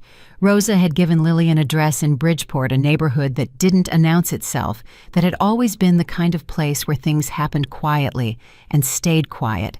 And Lily drove there with the folded paper in her coat pocket and the particular stillness in her chest that she recognized as the feeling that comes just before something changes permanently. The building was unremarkable. 3 stories brick, the kind of place that had probably housed the same kinds of arrangements for the better part of a century. A man she didn't recognize let her in at the ground floor without a word, without checking her bag, which meant Marco had told them to expect her, and had told them to treat her accordingly, and she filed that away without letting herself think too hard about what it meant. Marco was on the 2nd floor. He was not in bed. He was sitting at a table with a phone to his ear when she walked in, dressed jacket on his color better than it had been that morning, though still not what she would have wanted to see. He looked up when she entered and held up one finger 1 minute, and she set her bag down and waited, and watched him finish the call with the same focused efficiency she had noticed in him from the very first night, the quality of a man who did not waste words or time. He hung up. He looked at her. "You drove yourself," he said. "I'm a grown woman," she said. "I drive myself places. I would have sent someone." "I know," she said. "That's why I didn't ask." She moved to him before anything else, before the conversation she had come here to have, because he was her patient first and the other thing second, and that order was not going to shift. "Shirt up," she said. "Let me look at you." He obeyed without argument, which by now she had come to understand was one of the ways he showed trust. Marco Marchetti did not take direction easily. When he took it from her, it meant something. The wound was holding. The dressing from that morning was intact. No bleeding through the edges of the wound, clean and closed when she peeled it back carefully and examined it with the small flashlight from her bag. The redness was minimal. The fever when she pressed her wrist briefly to his forehead in the way her grandmother had taught her before any thermometer existed was gone. "You're doing better than you deserve to," she said, replacing the dressing with clean materials from her bag. "I usually do," he said. "That's not something to be proud of," she said. "No," he agreed. "Probably not."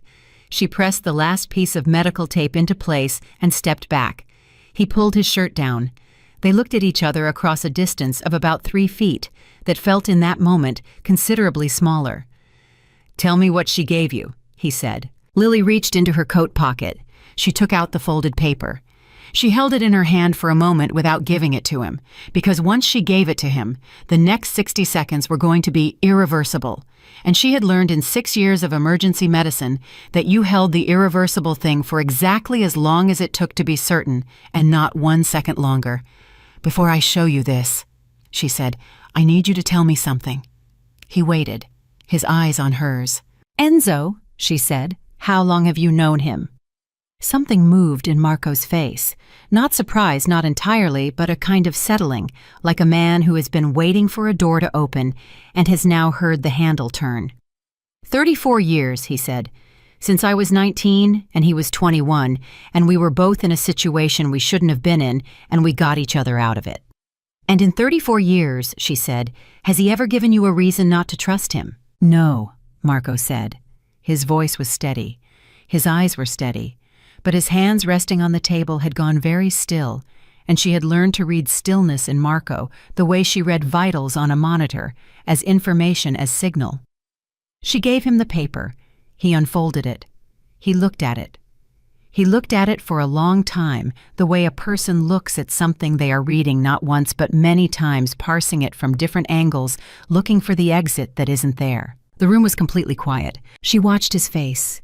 She had watched faces her whole professional life, through pain and fear and grief and relief, through the moment people received the worst news of their lives, and through the moment they realized they were going to survive.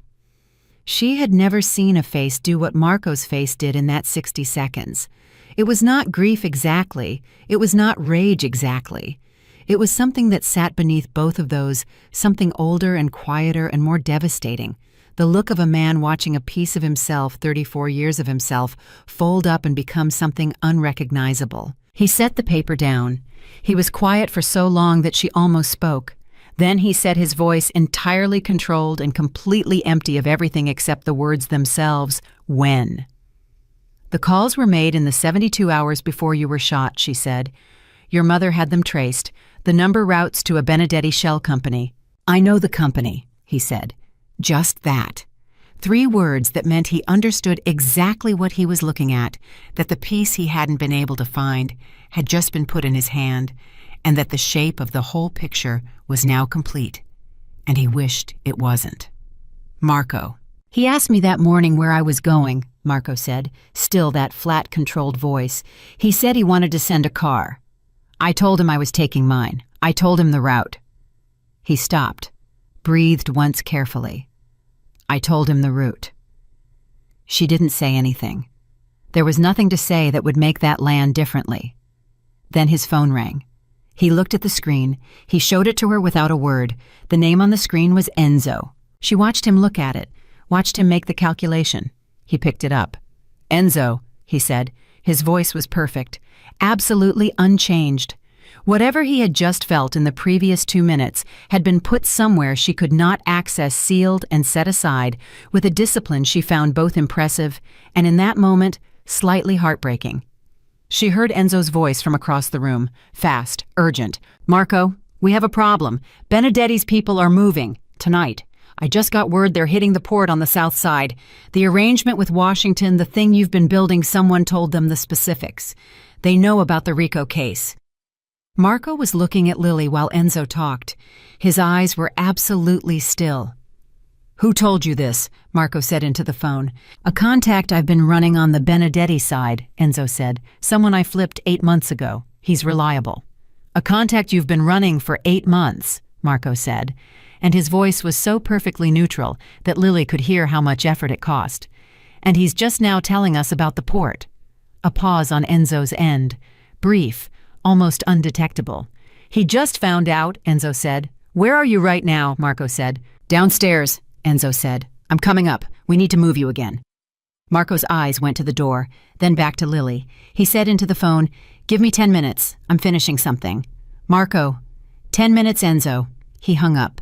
He stood up from the table. He moved faster than she would have thought he could move with a wound like his, crossing to the door and turning the lock with one clean motion.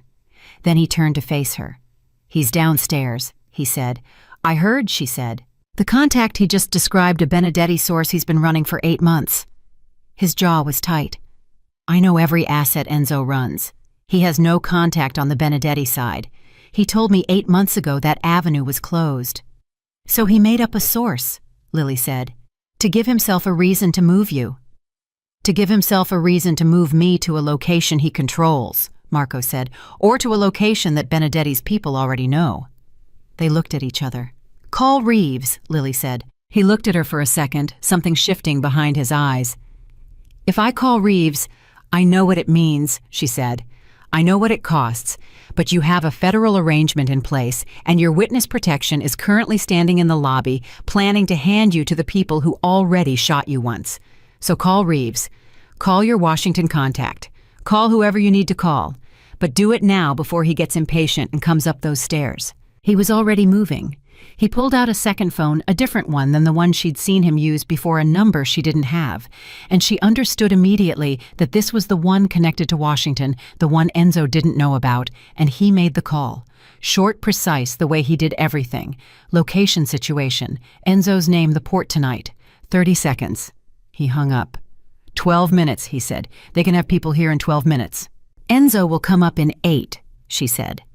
Yes. They looked at each other again, the particular look of two people who have arrived at a moment they cannot go around. I need you to go into the back room, he said. No, she said. Lily. I am not going into the back room, she said, and she said it the way she said everything that mattered, with absolute quiet certainty that left no room for negotiation. If Enzo comes through that door, and I'm not visible, he'll know something is wrong immediately. He'll know you've had warning, but if I'm here, she gestured to herself, if I'm here in plain sight, then you called me for the wound. That's all. That's the story. A nurse checking a wound. He already knows you've been in contact with me. It won't surprise him. Marco looked at her, a long, searching look that she held without flinching. If this goes wrong, he said. I've had a gun pressed to my temple already this week, she said. I'm still here. Let me be useful. Something crossed his face, not quite a smile, something deeper than a smile, something that lived in the same place but had more weight to it. Sit down, he said. Look like you just got here. She sat. She pulled her medical bag onto the table in front of her, like she was still going through it. She made herself breathe slowly and evenly, the same breathing she used during the worst moments in the trauma bay, the moments when the monitor was alarming and the blood wasn't stopping, and she needed her hands to be steadier than her heart. The knock on the door came at the 7-minute mark. Marco unlocked it. Enzo came in and stopped when he saw Lily. She's checking the wound, Marco said before Enzo could speak. Sit down. Tell me what you know about the port. Enzo looked at Lily. His face was doing the thing she'd seen it do before, the calculation, the assessment, the rapid evaluation of variables. She kept her eyes on the contents of her bag. Professional, unbothered.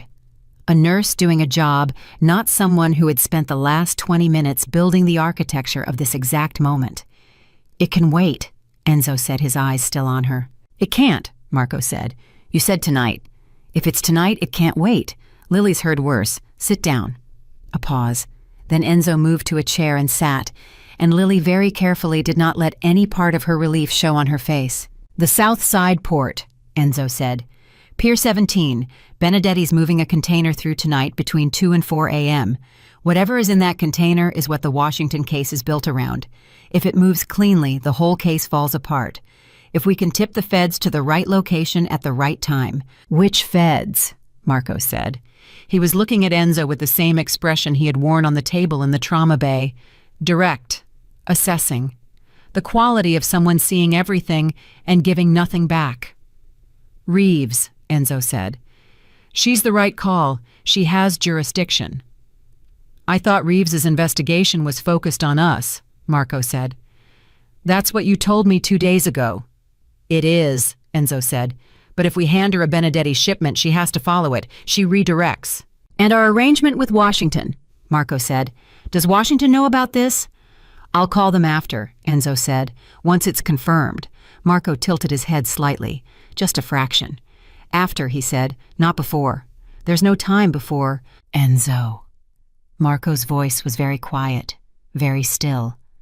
The voice she had first heard in the trauma bay, the voice of absolute authority, except now it was carrying something else underneath it, something that Enzo, after 34 years, should have been able to hear.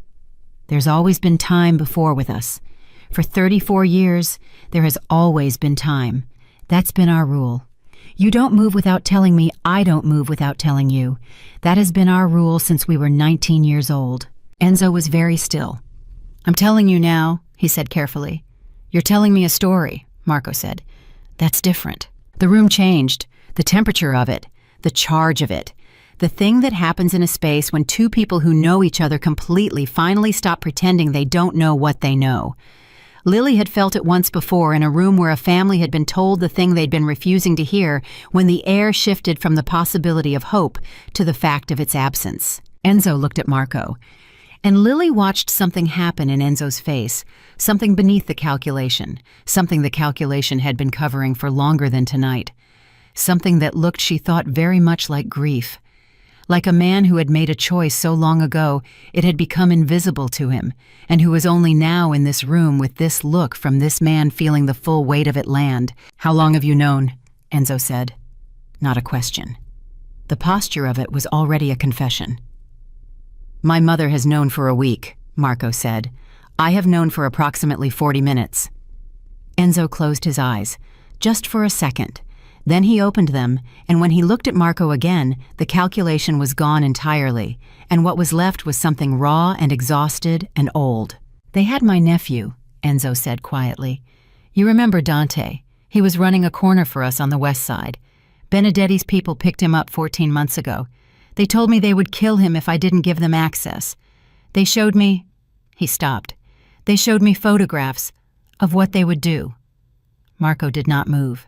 I told myself I was protecting Dante, Enzo said. I told myself it was one piece of information, one location, one time. But it was never one time. It was never one anything with them. Once you start... He stopped again. Dante is out, he said. He doesn't know. He never knew. I got him out 3 months ago, moved him to his mother's in Pittsburgh. I thought once he was safe I could stop. But Benedetti held the first piece over me, 14 months of pieces. And the night I was shot, Marco said. Enzo did not look away. I didn't know they were going to shoot you, he said. I told them the route because they said they needed to talk to you, directly, that they had a proposal. His voice broke just slightly on the last word, repaired itself. I believed them, or I told myself I believed them. I don't know anymore which one it was. 34 years, Marco said. His voice was still controlled, but Lily could see from where she was sitting that his hands on the table were not. They were pressed flat, the knuckles white, the contained force of something enormous being held precisely in place. I know, Enzo said. I told you the route, Marco said. I told you, and you gave it to the man who shot me. Yes, Enzo said. And the word had the quality of a man laying down something he had been carrying for so long he had forgotten what it was like to stand upright. The door opened. Not the knock first. Not a warning.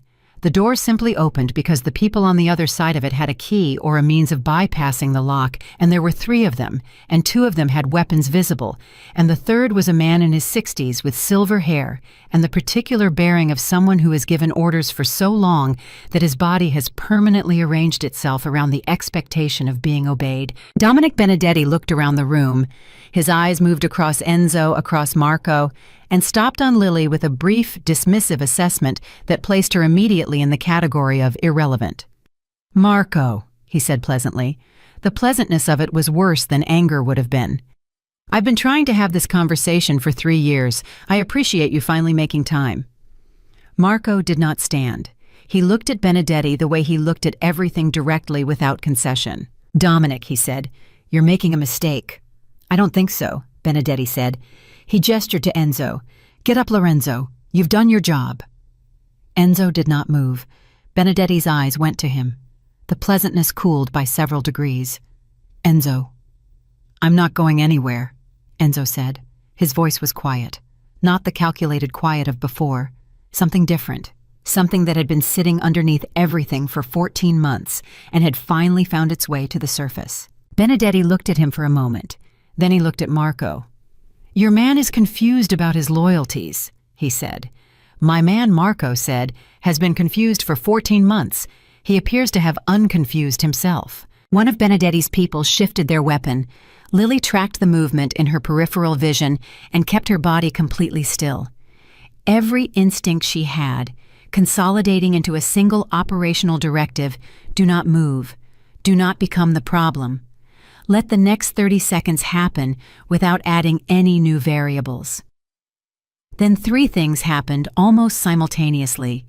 Lily's phone buzzed in her pocket, which she did not look at. Enzo stood up from his chair and placed himself between Marco and Benedetti's armed men with the deliberate, unhurried movement of a decision that had just been made permanently. And from somewhere below them, from the ground floor and the floor below, that came sounds she recognized, not from her personal life, not from any part of her existence before 48 hours ago, but from television and from the accounts of patients who had been in rooms like this, when rooms like this were interrupted by exactly this, the precise, coordinated sounds of a federal entry. Benedetti heard it too.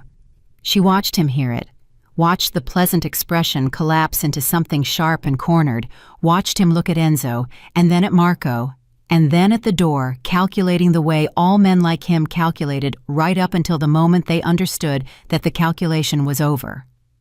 "You called them," Benedetti said to Marco. "I've been talking to them for 8 months," Marco said. "You should have killed me faster." The federal agents were in the room in under 90 seconds. Lily counted. She had her hands flat on the table in plain sight before the door came open, and the agent who came to her immediately was professional and calm, and she told him her name and her occupation, and he nodded and told her to stay where she was, and she stayed. Benedetti was in handcuffs inside 4 minutes, his 2 men alongside him. It was, she thought, surprisingly undramatic from the outside, the enormous weight of what this moment represented, compressed into the small procedural sounds of law enforcement doing its job. Enzo did not run. He stood where he was, and when an agent came to him, he put his hands up and said his name and did not resist. And she watched Marco watch him do that, and she watched Marco's face carry something that she thought was probably the most complex thing she had seen on a human face in her professional life: grief and betrayal and 34 years, and the particular devastating love of someone who cannot stop loving a person and cannot forgive them either, and will spend a long time learning how to live with both of those truths in the same body. Reeves was there. Of course she was. She appeared at the door, and her eyes found Lily first, which told Lily that she had been the variable Reeves hadn't expected the piece she had to locate and account for before anything else. Then Reeves looked at Marco, and whatever she saw in his face confirmed whatever she needed to confirm, and she moved into the room with the particular contained efficiency of a woman who had been working toward this moment for 18 months. She stopped in front of Marco. He looked at her. "The port," Marco said, "Pier 17, 2 to 4 a.m. Whatever is in that container is what Washington has been building around." Reeves looked at him for a second. Then she turned to the agent behind her and said 3 words, and the agent was on his radio before she finished saying them. Then she looked back at Marco. "You could have told us about the port without," she started.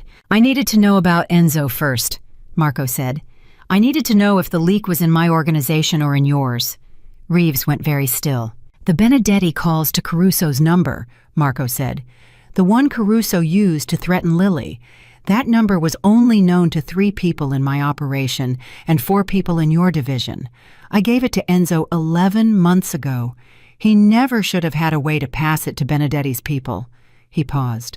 "Somebody in your division shared it, which means somebody in your division has been working with Benedetti. Not as a primary contact, as a backup. Insurance, in case Enzo wasn't enough to get to me." He looked at her steadily. "You have a leak, Agent Reeves, and I'd encourage you to find it before they find out tonight went badly for their side." Reeves looked at him for a long moment. Then she said, "We'll need you to come in." "I know," Marco said. "I'll come in the morning. Tonight I need to sit still. I had surgery 2 days ago." Reeves's eyes went to Lily, just briefly. Something shifted in them, not quite an apology, not quite an acknowledgement, but something in that neighborhood. "Miss Hayes," she said, "thank you for calling in the Caruso threat this morning." "I'm a responsible citizen," Lily said. "You said so yourself." The room slowly emptied. The process was long and procedural and involved a great deal of people saying things into radios and collecting things in evidence bags and asking questions that had to be answered right then in writing. It was, Lily thought, remarkably like the aftermath of a major trauma case. The emergency itself compressed into some short, violent window of time, and then the long, careful work of accounting for everything that had happened and making sure all the pieces were where they were supposed to be. Through all of it, Marco sat at the table. He answered questions when questions were asked. He was cooperative and precise and gave them exactly what they needed, and not one thing more, which she suspected was how he did everything. She stayed where she was, and when someone came to take her statement, she gave it fully and honestly because she had nothing to hide, and because honesty at this particular moment was the only currency that was going to spend. It was almost 10 o'clock by the time the room was quiet enough for them to be alone in it. Most of the agents had moved out. 2 remained in the hallway. The building was secured. The port operation, she would learn later from Reeves's call at midnight, was a success. The container, the men, the evidence that Washington had spent 2 years building toward confirmed and cataloged and no longer in motion. Marco was still at the table. She was still in her chair. They were across from each other the way they had been for the last several hours, and the space between them felt different now than it had before. Lighter, more dangerous in a quiet way, because danger had left the room and left the truth sitting there in its place unmediated and clear. He looked tired. He looked like a man who had been shot 4 days ago, and who had spent those 4 days doing things that would have been difficult for a healthy person. He looked like someone who had just watched 34 years rearrange themselves into a shape he hadn't chosen and couldn't return. "Are you in pain?" she said. "Yes," he said. She didn't move toward him immediately. "The deal with Washington," she said. "Is it still holding after tonight?" "Yes," he said. "Tonight helps it hold. The port, the evidence, that was the part they needed most. Benedetti in custody. The container confirmed the RICO case intact." He paused. "In exchange for all of that, the Marchetti organization enters a transition period, 3 years, federal oversight on certain operations, gradual divestment from the structures that can't be cleaned." He looked at his hands. "It's not nothing, it's not everything, but it's a door that leads somewhere that isn't this." "And Enzo," she said. He was quiet for a long time. "He protected his nephew," he said finally. "I understand that. I would have helped him protect Dante if he had come to me. I would have put every resource I had into getting Dante out of that situation without any of the rest of it." His voice was steady. "He didn't come to me. That's the part I don't know how to—" He stopped. "I don't know how to get past that part yet." "You will," she said. "It takes time." He looked at her. "You sound like you know." "I've sat with a lot of people who were trying to understand something that hurt them," she said. "It always takes longer than you think it should. And then one day it doesn't hurt the same way anymore. It doesn't stop being true. It just becomes something you've integrated, something you carry differently." He held her eyes. "Is that what you do with the patients you lose?" he said. "Yes," she said. He nodded slowly, like he was filing that alongside everything else he filed. "Lily," he said. Her name in his voice, the way it had sounded in the trauma bay in the Lincoln Park apartment in the dark of 4:30 in the morning when he was hurt and telling himself he wasn't. A consistency to it across all those contexts that she had not been able to stop noticing, no matter how practical she tried to be. "I want to tell you something." "Tell me," she said, "whatever this is." He gestured slightly at the space between them. The space that had started as 3 feet in a trauma bay and had become something considerably less navigable in 4 days. "I'm not asking you to step into my life as it was. I'm asking you—" He stopped. "I don't know exactly what I'm asking. I don't have language for it yet. I know that you have walked through every version of this week as exactly who you are, and that is not something I have. It's not something I encounter." He paused. "You didn't flinch." "I was working," she said, the same answer she'd given him in the trauma bay. But this time she said it differently. This time, they both understood it meant something more than clinical focus. "You were working," he agreed, and the slight shift in his expression, the thing that was more than a smile and had weight behind it, was there again. "I think you're going to be working in my vicinity for a while, Lily Hayes." "Is that a threat or a promise?" she said. "It's an observation," he said, "from someone who pays attention." She looked at him across the table, at the man who had come through her ambulance bay at 3:15 in the morning with a bullet in him and an instruction that none of it had happened. At the man who remembered everything she told him in crisis, who said please in a text at 4:30 in the morning, whose mother had silver hair and clear eyes and had trusted her with the most important truth she had to give. At the man who was sitting here, still upright, still precise, still himself at the end of the longest 4 days she had ever spent managing the collapse of 34 years and the beginning of something else with the same focused steadiness he brought to everything. She thought about Sandra saying, "These are not people you get casually involved with." She thought about everything she knew and everything she didn't, and every risk she had already taken and every risk that was still ahead. Then she stood up. She picked up her medical bag. She walked around the table to where he was sitting. She sat down beside him. Not across, beside. "Shift starts at 7, she said. "I have time." He was quiet for a moment. Then he said, "Time for what?" "To make sure you actually rest," she said, "instead of sitting at a table making plans until 3 in the morning." "I wasn't." "You were," she said. "I can tell." He looked at her. That direct assessing look that she had first seen in the trauma bay and had never quite been able to stop thinking about. Except now on the other side of 4 days, and everything those days had contained, it had a different quality to it. Something that had stopped being only evaluation and had become something closer to recognition. "You're not leaving," he said. "Not yet," she said. "You know this is complicated," he said. "Marco," she said in the voice she used when she needed someone to understand exactly what she meant and have no room to misunderstand it. "I pulled a bullet out of you at 3 in the morning while 2 armed men stood at my door.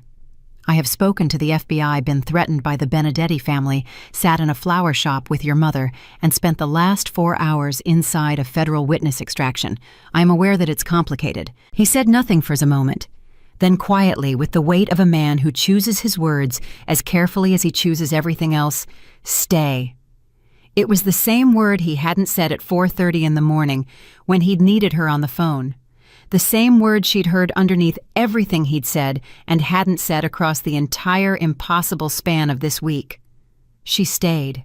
And that was how it began, not in the trauma bay where she had first seen him, not in the Lincoln Park apartment where he had said her name twice, like he was storing it, not in the small hours of a sleepless morning when she had talked him through monitoring his own wound with the same steady hands she used for everything that mattered, but here in a quiet room in Bridgeport at 10 o'clock on a Wednesday night, with the city going about its ordinary business outside and the extraordinary, unrepeatable wreckage and beginning of something real settling around them, like the first silence after a long storm. Lily Hayes had spent 6 years moving toward the problem. This time the problem had moved toward her, and she had looked it in the eye without flinching, without running, without pretending it was anything other than what it was. And she had decided with the same quiet certainty she brought to every decision that actually mattered that some things were worth the risk of being in the middle of. She was not afraid. She never had been. And that in the end was exactly why she was here.